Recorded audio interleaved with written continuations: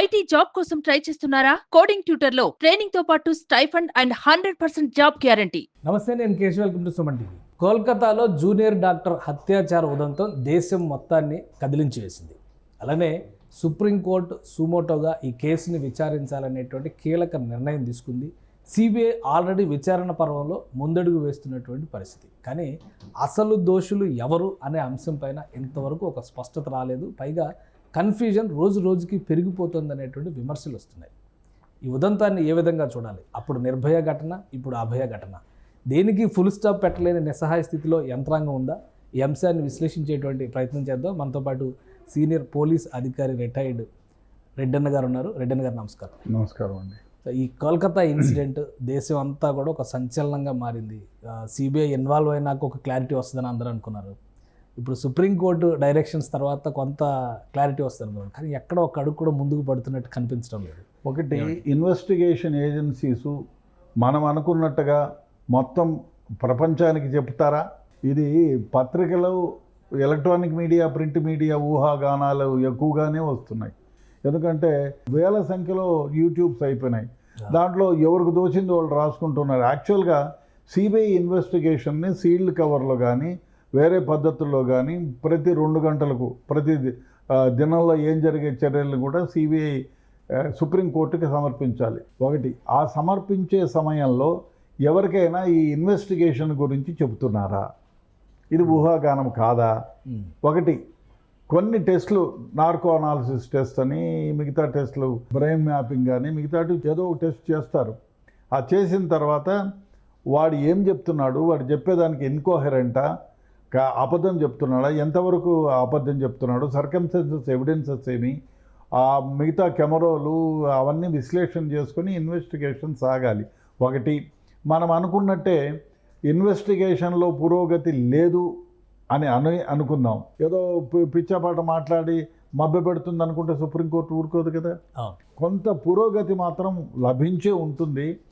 కాకపోతే అది పత్రికలకి, ఎలక్ట్రానిక్ మీడియాకి, ప్రింట్ మీడియాకి వెల్లడిస్తే ఫర్దర్ ఎవిడెన్సెస్ ఎక్కడ డ్యామేజ్ అవుతాయనే ఉద్దేశంతో దాచిపెట్టి ఉండవచ్చు.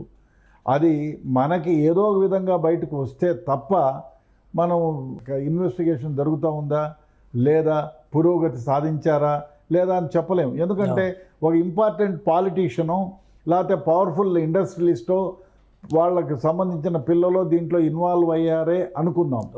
సపోజ్ ఆ ఇన్వెస్టిగేషన్ యొక్క ఏదైనా లీక్ బయటకు వస్తే వాళ్ళు దేశం వదిలి పారిపోరనేటువంటి గ్యారంటీ ఉందా?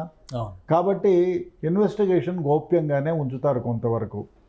అందువల్ల నేను అనుకునేది ఏమంటే, పురోగతి ఉంటుంది, కానీ ఎప్పటికప్పుడు దీన్ని పత్రికల సందర్భంలో మాత్రమే రివీల్ చేస్తారు. మీరు అన్నట్టుగా ఇప్పుడు ఒక పాయింట్, విదేశాలకు వెళ్ళిపోయేటువంటి అంశం విషయంలో ఇప్పుడు మాజీ ప్రిన్సిపల్ సందీప్ ఘోష్ ఉదంతం కావచ్చు, కొంతమంది వైద్యాధికారులు అక్కడ ఆల్రెడీ సేవలు అందిస్తున్న వాళ్ళు సెలవు పైన వెళ్ళిపోయారు, 2-3 ఫారిన్ వెళ్ళిపోయారు, కెనడా వెళ్ళిపోయారు అనేటువంటి చర్చ కూడా నడుస్తుంది. సో అటువంటి అవకాశాలు ఉండొచ్చా? డెఫినెట్గా ఉంటుంది. ఎందుకంటే కొంచెం యాక్టివ్గా డబ్బులు సంపాదించాలనేటువంటి నేర ప్రవృత్తి కలిగి ఉండే వాళ్ళందరూ ఏదన్నా రేపు అపవాదో అపనిందో లేదో చేసింది నెత్తిన పడుతుందని అనుకున్నప్పుడు వీసాలు తీసి పెట్టుకుంటారు. మనం చూడండి, పాలిటీషియన్స్ ఉన్నిలేవా ఏదో ఒక వీసా ఉంటే మంచిది కదా, ఏదో ఒక వీసా అంటే ఏదో ఒక రాష్ట్రానికో దేశానికో ఏదో దేశానికి పారిపోవడానికి వీలుగా ఉంటుందని. సో ఆ విధంగా ఈ నేర ప్రవృత్తి ఉన్నవాళ్ళు డబ్బులను ఎక్కడైనా మన దేశంలో కాకుండా బయట దాచిపెట్టాలని ఆంక్ష ఉన్నవాళ్ళు ఆ ఆకాంక్షతో ముందుగానే పాస్పోర్ట్లు, వీసాలు తీసుకొని పెట్టుకొని ఉంటారు. పోయి స్టాంప్ వేసుకుంటారు. ఇప్పుడు సపోజ్ ఇక్కడ నుంచి దుబాయ్కి వెళ్ళాడనుకో, అక్కడ మళ్ళీ వీసాకి అప్లై చేసుకోవడం ఈజీ అవుతుంది ఇంకో దేశానికి పోవడానికి. లేదు, ఈ వేరే ఇంకొక ఫ్రెండ్లీ కంట్రీకి పోయి అక్కడ నుంచి వేరే దేశానికి వితౌట్ వీసానో, ఆన్ అరైవల్ వీసానో తీసుకునే అభిప్రాయం ఉంటాయి. కాబట్టి అదే కాకుండా కొన్ని కంట్రీస్కి మనం even without visa you can travel. ఆ విధంగా ప్లాన్ చేసుకుని ఎగిరిపోతే ఏం చేయగలుగుతాం? ఒకసారి దేశం వదిలి పారిపోయిన తర్వాత మళ్ళీ వాళ్ళని భారతదేశానికి తీసుకురావాలంటే బోలెడంత తతంగం. అందువల్ల ఇన్వెస్టిగేషన్ గోప్యంగా ఉంచుతారు జనరల్గా. మీరు చాలా కేసులు చూశారు మీ సుదీర్ఘ అనుభవంలో. ఈ ఇష్యూలో పర్టికులర్గా సొంత గవర్నమెంట్, లోకల్ గవర్నమెంటే ఆందోళనలు చేస్తున్నటువంటి పరిస్థితి ఉంది. వైద్యాధికారులుగా ఉన్న వాళ్ళని సస్పెన్షన్లో పెట్టాల్సిన వాళ్ళకి వేరే పోస్టింగ్లు ఇచ్చినటువంటి పరిస్థితి ఉంది. అసలు ఒక ఇన్సిడెంట్ అంటే రేప్ మర్డర్ అనేటువంటి ఇష్యూని పక్కన పెడితే అదర్ క్రైమ్ చాలా యాంగిల్స్ కనిపిస్తున్నాయి. సో దీన్ని ఎలా చూడాలి? అసలు ఆ ప్రిన్సిపల్ ద్వారానే ఇక్కడ నుంచి విదేశాలకి ఆయన ఎగుమతులు చేస్తున్నాడు, యూజ్ చేసిన సిరంజులు వాడుతున్నాడు, ఆయన ఒక మాఫియా డాన్ అంటున్నారు అక్కడ ఉన్నటువంటి.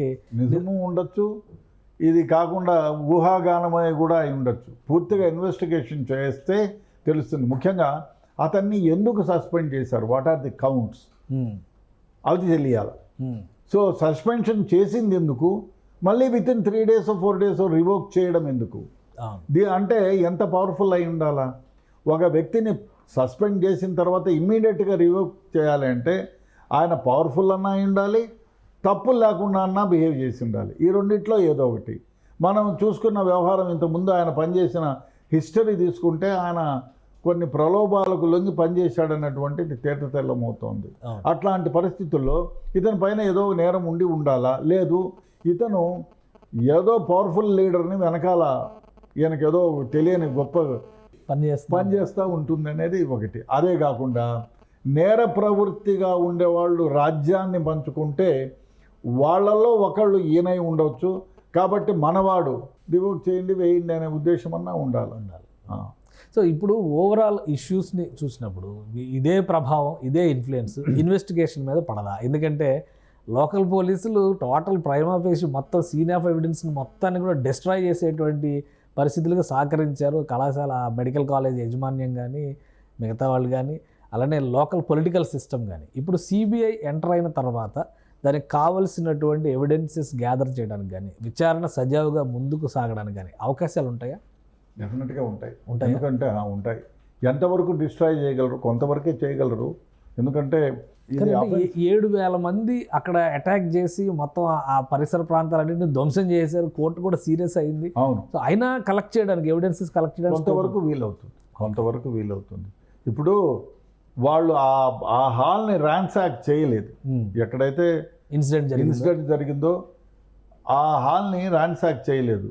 ఇప్పుడు ఇన్వెస్టిగేషన్లో తేలాల్సింది ఏమంటే ఆ హాల్లోనే ఆమెను రేప్ చేసి మర్డర్ చేశారా, ఓకే, లేదా వేరే దగ్గర ఎక్కడైనా చేసి అక్కడి నుంచి సీన్ ఆఫ్ అఫెన్స్ని ఇన్వెస్టిగేషన్ ఏజెన్సీ దృష్టి మరల్చడానికి ఇక్కడ తీసుకొచ్చి వేశారా?